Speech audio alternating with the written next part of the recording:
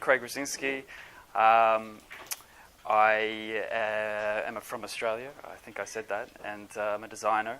And I moved to Kobe in 2010.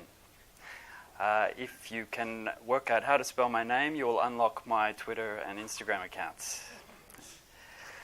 So my talk tonight is about predatory, high-frequency trading with pigeons. Okay. So this is the old stock market. Okay. This is Black Monday 1987, when the world's stock markets crashed, and one of the biggest in the history of the stock markets. So in 1987, there was no internet to log in to sell your shares and get your money out of the market. You had to call a broker. On Wall Street, brokers, to prevent the orders customers were trying to make to get their money out of the market, just stopped picking up the phones. So the authorities responded by changing the rules, making it easier for technology to replace the jobs done by those less than reliable humans. This is the new stock market. So the guys in color-coded jackets no longer have any significant impact on a day's trading. Now when an investor places an order, it passes through, rather than going through a broker, it passes through miles of fiber optic cable. The real US stock market now trades inside black boxes in Chicago and New Jersey. So the New York Stock Exchange, while their offices are on Wall Street, their data center is actually located in neighboring New Jersey. So with the new rules, the centrality of the stock exchange dissolved, and various stock exchanges started to appear in different states across the US. So with these new possibilities, though, flaws have emerged. So for split milliseconds, the price of Amazon across the various exchanges might be different. And if you're fast enough, you can get in front of someone's trades and exploit them. So this is called front-running. If you can do it at high enough volume, you stand to make billions of dollars a year. So this is the basic concept. You're a buyer and you want to buy 3 shares of Amazon, and there's 1 share on 3 different exchanges. So the buyer sends out his order and buys 1 on the first exchange for a fair price. Then the predatory trader, who's constantly pinging all of the exchanges to monitor activity, sees that this buyer is still in the market to buy 2 more shares of Amazon, buys those shares, and then sells them back at a higher price. So this is the basic concept of predatory high-frequency trading. So high-frequency trading firms depend upon being faster than everyone else and programmers to write the algorithms that allow them to exploit the market's flaws. So on Wall Street, Russians hold the reputation of being the most talented programmers. And no offense, Slava, but some say that it's because of the corruption-riddled society that they've been raised in. They're the most adept at finding and exploiting a system's loopholes.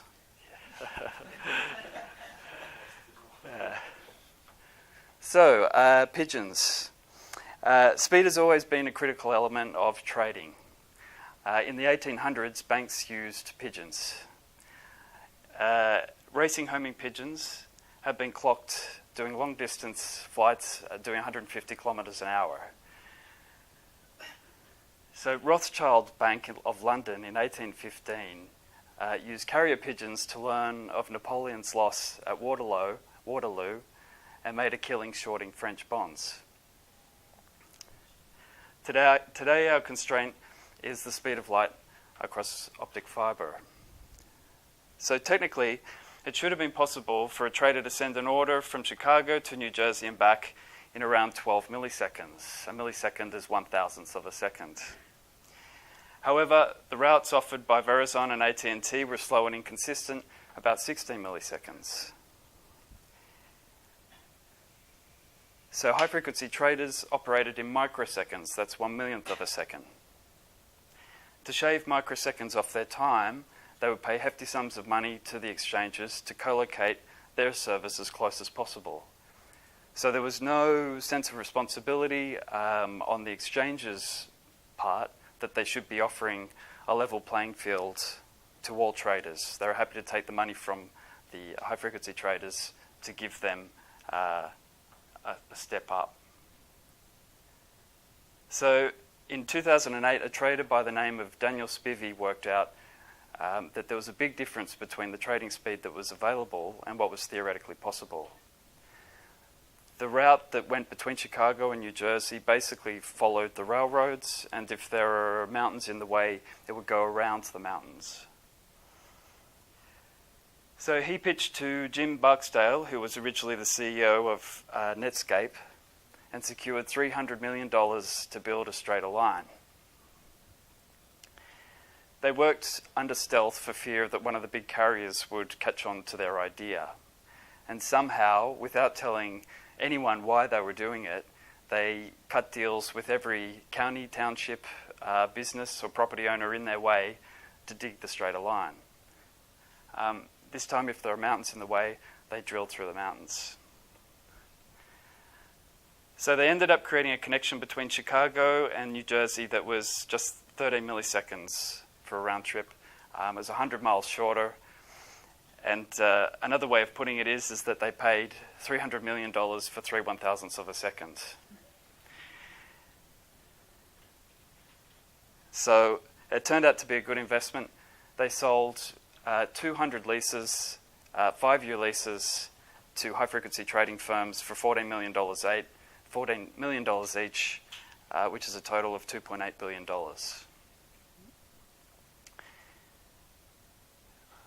Whoops. Just let me catch up here. Okay. So the algorithms and methods high-frequency trading firms use are closely guarded secrets. And particularly between 2007, roughly when this particular predatory high-frequency trading started, to 2013, no one had really any idea what was going on. They just knew that the system was now rigged in some way. Now, no one feels sorry for a Wall Street broker, but don't forget that they're trading America's pension funds. And this isn't limited to the US. It's now happening in all financial markets around the world. So to give you an idea of how secretive it is, Sergey Nazarov, a Russian programmer who worked for Goldman Sachs, uploaded some of his code that he'd written to a private repo before he quit. A month later, he was getting off a plane in Chicago, was arrested by the FBI at the request of Goldman Sachs, detained, put on trial, and given an 8-year federal prison sentence. Then came the flash crash. In May 2010, the market dropped $1 trillion for a few minutes before bouncing back up again.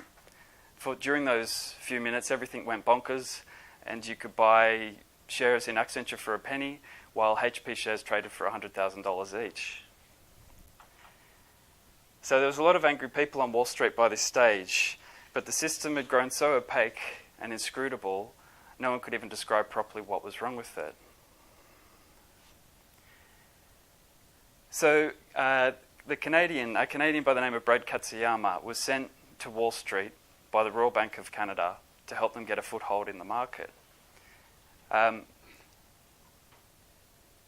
Even though Royal Bank of Canada are a big bank, on Wall Street they're a nobody. So it was a bit of a surprise that it was this polite Canadian that was the person to finally do something to fight back against predatory high-frequency trading. He put together a team who discovered they could prevent front-running by making all of their stock orders arrive at the different exchanges at the same time. One of the developers, Rob Park, wrote a script called Thor that timed staggered the timing of all of their orders. So that wasn't an easy thing to do because it had to coax 13 light signals to arrive in 13 different locations, all within 350 microseconds of each other. But it worked, and the problem was, though, that it was Royal Bank of Canada's proprietary code. So by that stage, Brad Katsuyama wanted to try and prevent predatory trading, remove it from the market altogether. He left RBC to launch an entirely new stock exchange based on fairness and transparency, basically build a new exchange from the ground up without all of the complexity that all the others had, that gave opportunities for these predatory traders to find loopholes and exploit them. There are plenty of angry fund managers eager to back it, and Brad and his team built the new exchange very cleverly in a way that made it difficult, if not impossible, to game. It launched in 2013 and continues to gain market share. However, it hasn't put the other stock exchanges out of business, and high-frequency trading, or predatory high-frequency trading, continues today.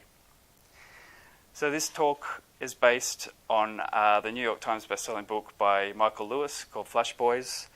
You're probably familiar with Michael Lewis. He wrote Moneyball and The Big Short. Following the book's publication in 2013, the US Justice Department and the FBI launched investigations into predatory high-frequency trading. However, only superficial changes and fines were made. And that's it. Do you have any questions about high-frequency trading or pigeons? I have a question about pigeons. Did you make that pigeon on the Netscape logo yourself? No, it's all Googling. My Google history over the last week is either pigeons or high-frequency trading. Yeah. Any question? So, did you have any prior interest in finance and? Yeah, I guess so. But I can't recommend Michael Lewis enough. I just read the first book of his. I mean, I'd seen the movies, but I read his one of his books, Liar's Poker, in February, and I think I've read about 5 since. So it's just an amazing writer. And yeah, I guess I wanted to give something back because I've been turning up to, this is the first Osaka talk, but I've been turning up to talks mainly in Kobe for a while now, and I wanted to give something back. I've just read this book, so I thought, why not do my talk on this? Cool. Okay. Yes? Do you know how, or have you got any insight, or have you found anything in Google about high-frequency trading in Japan? It would happen for sure. It would definitely go on. In 2007, in particular in the US in 2007, when they changed, or they added something called Reg NMS to the New York Stock Exchange, and at the same time all these other stock exchanges were popping up, which was just creating, they were making it up as they went along basically. And but I don't know specifically if it goes on in Japan. It's definitely happening in Europe. It definitely happens in Australia. And I've been trying to find out if it only applies to large volume trades, or to little people, individual trades, whether they're being targeted as well, like if it's just blanket targeting. But front running is just one of 5 or 6. I think Michael Lewis summed up about 4 main strategies that they use to exploit this system, just because it's been all gaffer taped together basically. Who's benefiting the most from this? Well, high-frequency trading firms are, obviously, but it's more about who's losing out because of high-frequency trading. So, again, it comes down to they're trading with America's pension funds or Europe's pension funds. So, are you going to retire with a Rolex or a Casio? Like, if the high-frequency traders get their way, you'll be retiring with a Casio because, they're leeching money out of the system, basically, and making it unstable, too. So. Yeah, I can say I'm one of those little guys that got eaten by this. It wasn't, you said flash crash in 2010, but there was something more recently, a couple of years ago or something, yeah. where we're just simply investing in index ETFs, and we had a stop loss on it, and stop loss on it, and it just, it dropped out. Yep. Went way down. By the time ours sold, ours wasn't fast. It was a stop loss. Those don't happen fast. So it sold way down there, and then we had to buy it back at, so we lost a lot of money. My stepfather, he gave his life to the police force in Australia, and he retired. He thought he was going to retire very comfortably, and it was just before the global financial crisis, and he retired with a Casio. So, yeah. I wasn't hurt quite that bad, I guess, but I was curious my question based on that was, so who makes out in that case where it's just, I guess they're not targeting me, they don't know who I am, they're targeting that ETF in general or a bunch of index funds or something? How does that? No, they're targeting, they're not targeting any people in particular, they're just chasing the money basically. So they're not even particularly trading one particular fund. They're pinging. When I say pinging the exchanges, they're actually sending orders. Like they're buying 100 shares at a time, and 100 shares, even if they're a couple $100 each, it doesn't matter talking the scale of the billions of dollars that they're working in, and they're constantly buying 100 shares here and there to see what's selling, like see what they can get, and they're monitoring. By pinging that way, they're able to monitor the markets and see what's happening and see who they can take advantage of. They can make a flash crash happen? Well, the flash crash was because some guy in some little firm in London, I think, he basically made a mistake. But while you could blame him, he just set off the algorithms, basically. He made a mistake, made an unusually large purchase of some shares, and that just triggered, because that was so unexpected, it just triggered all of these high-frequency traders' algorithms, and it just went crazy. So what's to say that it doesn't bounce back up again in a few minutes? What's to say it all just explodes? So that's why this new exchange, I think there's a lot of people, basically anyone that is in high-frequency trading wants to support, but it's just really hard because the existing exchanges, the existing banks, Goldman Sachs, etc., have all their deals in place, all that kind of stuff it's making it hard for them to really dominate the market. Yep.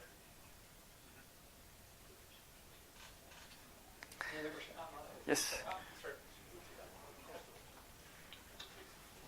Thank you for the talk. And my question is, are there any benefits to high-frequency traders at all? Yeah, I was careful to use predatory high-frequency trading because there's definitely a lot of people that say high-frequency. There's nothing wrong with high-frequency trading per se, but it's just if you're using these predatory methods that are skimming the money off, like basically taxing anyone, that are bad. But, I mean, again, are there any benefits? Well, if you're in high-frequency trading, you're making a lot of money. I don't know. But for you or I don't think so. I can't see it. Yeah, if you're using high-frequency trading algorithms, etc., then you're happy as Larry. But if you're not, then you're probably being taken advantage of if you're trading on the markets. Yep. My question is regarding the Russians. Yes, we have one here. Yeah. So, now I'm scared. No, you've mentioned we had the mention of the H-1B visa before. Yes. Is there a mention in the books or? Yes. Have you Yeah, there's a book called Chaos Monkeys. I don't know if anyone's read Chaos Monkeys by Antonio Garcia, but he basically went through Y Combinator and then got acqui-hired by Facebook, and he kind of ended up losing the plot a bit. But he talked about those visas, and he said that the big firms in Silicon Valley tend to take advantage of people that are on those visas because they know that they've got no other choice. So they basically hire them and don't pay them much, don't treat them that well, and you take advantage of the people trying to use those. But people use them because they haven't got any other choice. And go on. they control the algorithm, I can see a very obvious choice. They control the algorithm. Oh, the banks. But that's the banks, I guess, and they probably, I'm sure they use those visas as well, and I'm sure that they probably take advantage of people migrating to try and get into the market. But that particular instance was for Silicon Valley. Yeah. Yep. Yep. I wanted to draw a bit conspiracy theory around the recent Russia allegations and Trump and high frequency trading and Russians doing the algorithms. Yeah. But I'm interested to ask Slava actually because they do talk a lot about Sergey Olednikov, and he that thing about the Corruption Riddle Society. Like, I can't say that for myself because I've never even been to Russia, but that was what someone offhand said in the book, so I thought I'd include it. But I thought it was an interesting take because, I don't know. What's your opinion on that, Slava? Oh, well. Yeah, I think that's kind of true in a way, especially not my generation, a little bit earlier. There was much more of you should fight the system to survive and find your way to live. Right. And now it's a bit different. Okay. Yeah.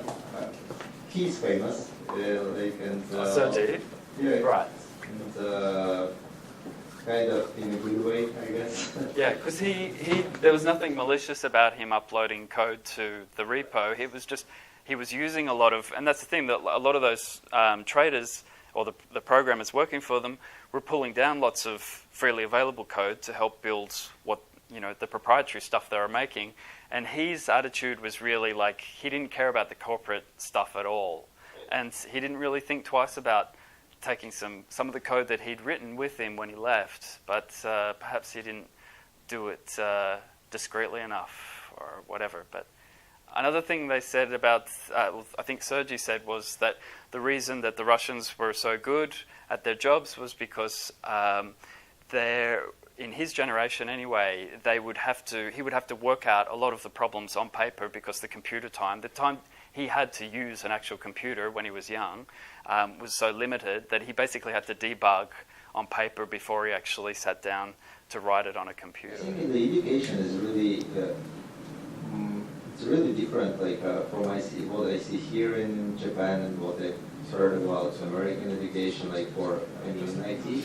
Yeah. It's much more fundamental. It's we learn, if you go to software development, you for sure will learn assembly, how transistors work and stuff like that, all to the basic level. Right. And people don't do that here. And they just copy and paste from the internet. Everybody does that. I mean, if you're working on the high level, you have to, you don't think in transistor level that you're trying to fix some bug in framework giving you some error or something, you Google.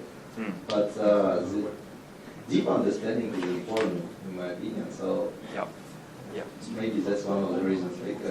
The Soviet technical education, engineering education is really famous, and it's getting worse in Russia now, and I think it will be the same. Worse as in they're not teaching the fundamentals anymore. Yeah, they're shortening all the courses and trying to make also, before engineers studied 5 years, now it's 4 years. Right.